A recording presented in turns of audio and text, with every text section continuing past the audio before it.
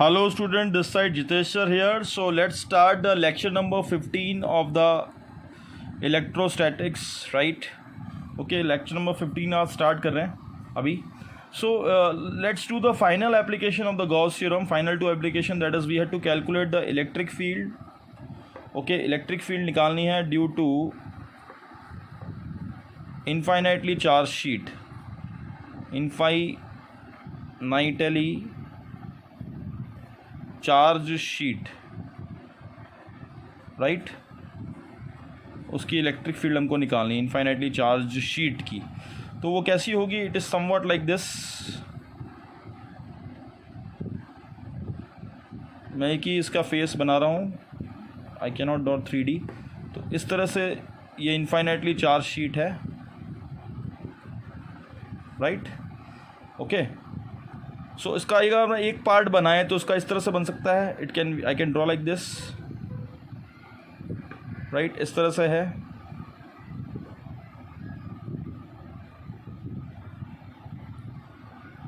Right. तो इसका मुझे निकालना है, तो मैं गाउसियन सरफेस पर अज्यूम करता हूँ यहाँ पे इस तरह से. I will assume, let's say this is the Gaussian surface, right. इस तरह से मैं गाउसियन सरफेस अज्यूम करता हूँ.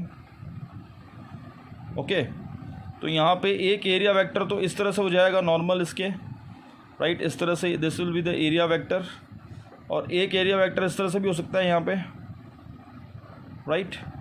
ओके, तो इलेक्ट्रिक फील्ड लाइन एक तो इस तरफ होगी यूँ, ओके, और एक इलेक्ट्रिक फील्ड लाइन इस तरफ भी हो सकती है ऐसे. एम आई राइट? ओके, और एक एरिया वेक्टर कई बच्चे बोलेंगे सर ऐसे भी होगा यूँ, इस तरह से. अब जो ये वाला होगा इस केस में तो क्या हो गया, ये इलेक्ट्रिक फील्ड इस तरफ है और एरिया वेक्टर ऐसे है, तो ये कर्ड का तो कुछ होगा नहीं यहाँ पे. इसका ये एंगल 90 डिग्री हो गया तो इसका तो पूरा फ्लक्स ही ज़ीरो हो जाएगा, राइट. केवल इसकी वजह से और इसकी वजह से होगा, राइट, जो भी नेट इलेक्ट्रिक फ्लक्स होगा, राइट. तो नेट इलेक्ट्रिक फ्लक्स क्या लिख सकता हूँ मैं? Phi net will be what, that is E times of dA, right. इसको सरफेस इंटीग्रेशन करते भी है अपन लोग, राइट. तो ये एंगल कितना है यहाँ पे? 0 डिग्री है, क्योंकि इलेक्ट्रिक फील्ड ऐसा ही है, राइट. और इसके बीच में एंगल कितना है? ये 0 डिग्री है. सिमिलरली इसमें भी इलेक्ट्रिक फील्ड ऐसे है, यहाँ भी एंगल 0 डिग्री है. प्लस यहाँ पे आ जाएगा इसका कर्ड सरफेस का 0 plus surface integration of E dot dA. यहाँ एंगल थीटा की वैल्यू 0 डिग्री है और यहाँ पे भी थीटा की वैल्यू 0 डिग्री है. तो यहाँ पे इसको लिख सकते हैं अपन E times of A. Area मुझे नहीं पता इसका शीट का, तो DA का इंटीग्रेशन केवल ये होता है. प्लस यहाँ पे भी E टाइम्स ऑफ A आ जाएगा. तो नेट इलेक्ट्रिक फ्लक्स की वैल्यू क्या आ जाएगी? That will be 2 times of E times of A. ये नेट इलेक्ट्रिक फ्लक्स की वैल्यू आ गई, right. This is the value of the net electric flux, right. Now net electric flux by Gauss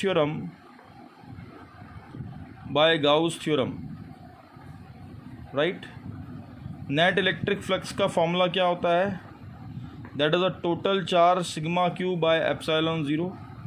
okay, इसके अंदर एक चीज़ दे रखी है अपन को, वो है surface charge density. Surface charge density of the sheet मुझे पता है. सरफेस चार्ज डेंसिटी हमने कंटिन्यूस चार्ज डिस्ट्रीब्यूशन में पढ़ी थी, इफ़ यू रिमेंबर. उसका सिंबल होता है सिग्मा. सिग्मा का फॉर्मूला क्या होता है? Total charge per unit area. That means what is the formula of sigma Q? Sigma Q हो जाएगा टोटल चार्ज का फॉर्मूला क्या हो जाएगा? Total surface density sigma times of the area, right. तो मैं यहाँ पे क्या लिख सकता हूँ? I can write here it is sigma times of A. तो यहाँ पे फाइन एड की जगह लिख देता हूँ 2 टाइम्स ऑफ EA. ये मैंने कैलकुलेट करके रखा है. This will be equal to sigma times of A. तो ये कैंसिल हो जाएगा, right. Sigma 8 divided by epsilon 0 भी आएगा. सिग्मा क्यू की वैल्यू है total surface charge density into A by epsilon 0, right. Okay, तो A से A कैंसिल हो जाएगा. दैट मीन्स इलेक्ट्रिक फील्ड का फॉर्मूला क्या आ गया मेरे पास में? Due to the infinitely charge sheet of a surface, that is sigma upon 2 epsilon 0. Very very important derivation, ये भी बोर्ड एग्जाम में आ सकता है इस साल. Okay, very very important derivation, a very simple derivation. I hope you have understood this. So now we are going to So dear students, now we are going to do the last application of this chapter, the last topic of this chapter, that is electric field due to charge conducting shell, and shell is always hollow. Shell क्या होती है, अंदर से खाली होती है, and this shell is basically what in spherical shape. ये spherical shape में ये shell है, right? तो यहाँ पे ये स्फेरिकल शेल मैंने बनाई है, इट्स अ कंडक्टिंग शेल. इसके बाहर चार्ज स्प्रेडअप होगा, कंडक्टर के बाहर सरफेस पे चार्ज स्प्रेडअप है, इसका रेडियस इज़ आर. अब इसमें केस फर्स्ट क्या है, मुझे पॉइंट पी पे electric field I had to calculate, यहाँ पे निकालनी है. तो यहाँ से सेंटर से जो इसका पी का डिस्टेंस है वो मैंने स्मॉल आर ले लिया. तो यहाँ पे वो क्या करना पड़ेगा, I had to draw one Gaussian surface, assume one Gaussian surface around this. तो ये गाउसियन सरफेस इस तरह से हो जाएगी इसकी, in the same type of thing. ये इसकी गाउसियन सरफेस हो जाएगी. This will be the Gaussian surface. Alright, ये इसकी गाउसियन सरफेस हो गई. ये बहुत इजी और सिंपल सा डेरिवेशन है, it's a very easy derivation, right. तो यहाँ पे गाउसियन सरफेस के अंदर चार्ज एंक्लोज है अब यहाँ पे, राइट. तो मुझे ये डेरिवेशन इसका करना है, तो पहले मुझे net charge enclose by the Gaussian surface मुझे निकालना पड़ेगा, ठीक है ना. Net charge enclose by the Gaussian surface. तो यहाँ पे कैसे निकालेंगे net charge enclose by the Gaussian surface. यहाँ पे सरफेस चार्ज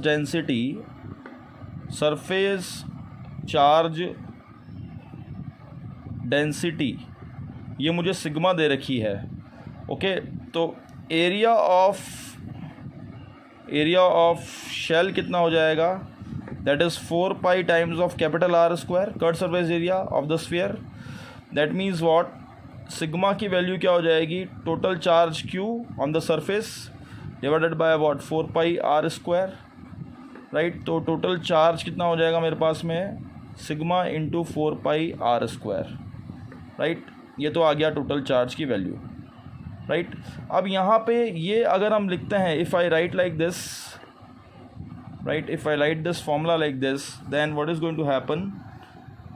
सो मैंने यहाँ पे टोटल चार्ज तो कैलकुलेट कर लिया है. तो यहाँ पे गाउस थ्योरम लगाऊंगा, तो what is the formula, phi जो नेट गाउसियन सरफेस की होती है, दैट इज़ टोटल चार्ज, तो sigma into 4 pi R square divided by यहाँ पे क्या हो जाएगा, एप्सिलॉन 0 हो जाएगा, राइट. नाउ फाई नेट क्या होता है, that is what, that is the surface integration of the E dot D A, right. That will be equal to sigma into 4 pi R square upon epsilon 0 हो जाएगा, right.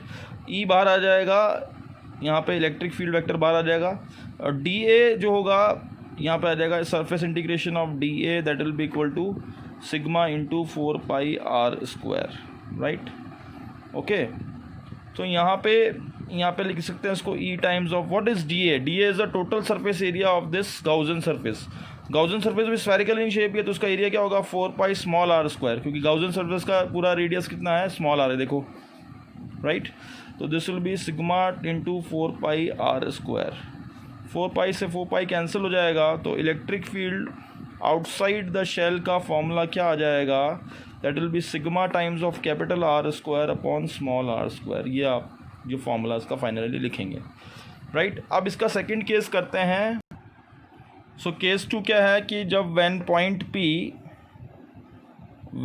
Your point P, right, point P is on the surface of the shell, right. Point P जब surface पे चला जाएगा तो क्या होगा, surface of the shell पे ही चला जाएगा अगर पॉइंट P, राइट. तो व्हाट इज़ दैट, यहाँ पे वापस एक शेल, वही शेल बनाएंगे इस तरह से, राइट. दिस अ शेल, यहाँ पे इसके चार्जेस वहीं सरफेस पे ही है, राइट. तो पॉइंट P जो है वो यहीं पे ही है, it is on the surface only, let's say, और ये इसका रेडियस r है. तो अगर मैं गाउसियन सरफेस भी अज्यूम करता हूँ तो वो पूरी यहीं अज्यूम करनी पड़ेगी. तो रेडियस ऑफ गाउसियन सरफेस का एरिया क्या हो जाएगा, एरिया ऑफ गाउसियन सरफेस क्या हो जाएगा, area of Gaussian surface, Gaussian surface का एरिया भी क्या हो जाएगा, 4 पाई आर स्क्वायर ही हो जाएगा. So if you apply the Gauss theorem, charge की वैल्यू तो क्या आई, सिग्मा क्यू की वैल्यू तो मेरे पास में क्या आई, sigma into 4 pi R square पहले भी थी, तो अभी भी वही रहेगी. टोटल चार्ज तो सही में रहेगा, वो तो चेंज हो नहीं सकता, राइट. तो if you apply the Gauss theorem now, अब अगर आप गाउस थ्योरम लगाते हैं अब, right? If you apply the Gauss theorem, so what is the formula of the Gauss theorem? Says that E times of dA integration, surface integration, will be equal to total charge by epsilon 0, right? तो यहाँ पे E times of dA का integration पूरा जो होगा, total area कितना है वो 4πr² है, तो यहाँ पे लिख देंगे 4πr², that will equal to total charge क्या है sigma into 4πr² divided by epsilon 0, तो ये कैंसिल हो जाएगा। दैट मीन्स इलेक्ट्रिक फील्ड की वैल्यू क्या आ जाएगी ऑन द सरफेस पे इलेक्ट्रिक फील्ड की वैल्यू क्या आती है, सिग्मा बाय एप्सिलॉन 0 आती है। Very important formula. लास्ट क्या केस है कि when point P is inside the shell, right?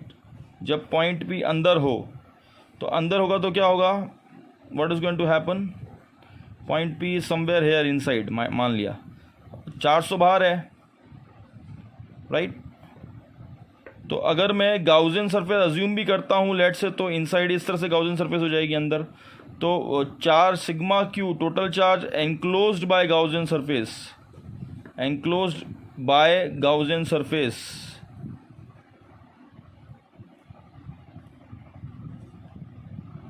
Gaussian surface ने कितना चार्ज एनक्लोज किया, इसके अंदर कितना चार्ज है, यहाँ पे जीरो चार्ज है, कोई चार्ज नहीं है, जीरो है, अंदर तो कोई चार्ज ही नहीं है, बाहर है चार्ज, तो total charge enclose will be zero. अगर चार्ज ज़ीरो है तो फ्लक्स भी क्या हो जाएगी, ज़ीरो हो जाएगी, राइट?